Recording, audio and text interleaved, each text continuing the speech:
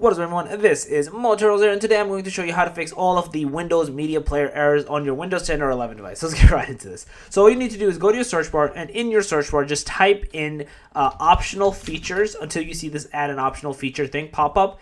In here, I want you to basically first search for the Windows Media Player that you're going to see over here. It's going to be basically the legacy app, right? And you want to essentially remove the feature from here. Once you do that, at the top, you got to wait for it to fully remove.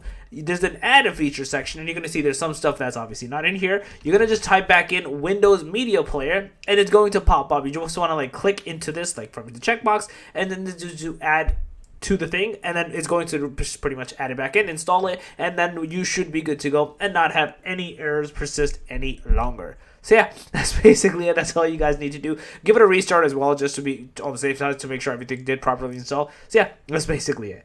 If you guys have a video, please thumbs up. Go to the channel, make sure to subscribe, click that notification bell, and that Motorola's out. Peace.